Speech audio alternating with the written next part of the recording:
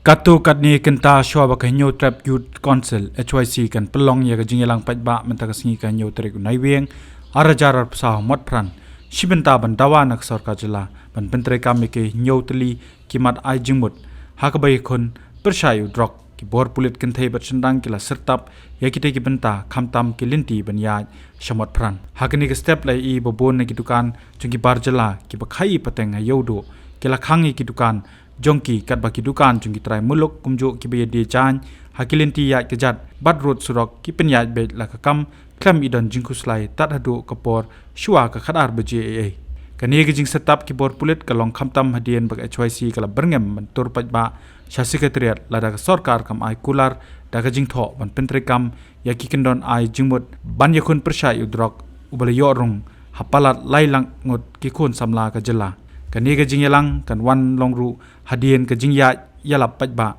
ka HYC hakeleng ki district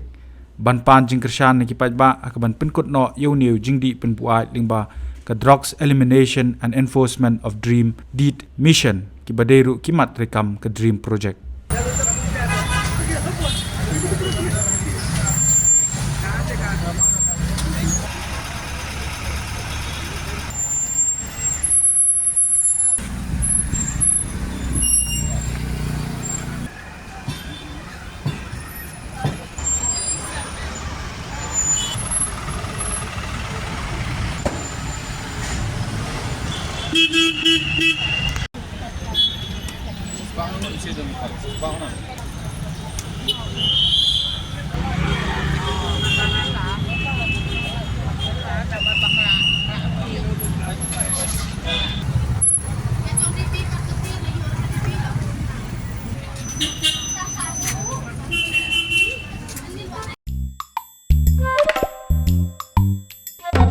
Habatin, pej bahagi kishap, kashap plus F. Ka plus F? Hakabam bangibam dunaki eki batay kamet. Namar kata habathiru atau kau kamlu ka umpnyang kadut pej ya kashap plus F hakajing som.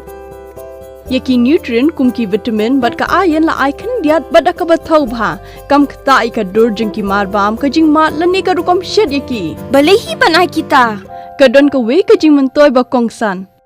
Kakot kakia. Ka nutrition bakam bha kajing im bakam bha pendon kam daki marba medon ka sharp plus F menta kasni lawan ra shapi lingba ko office jong commissionerate of food safety Meghalaya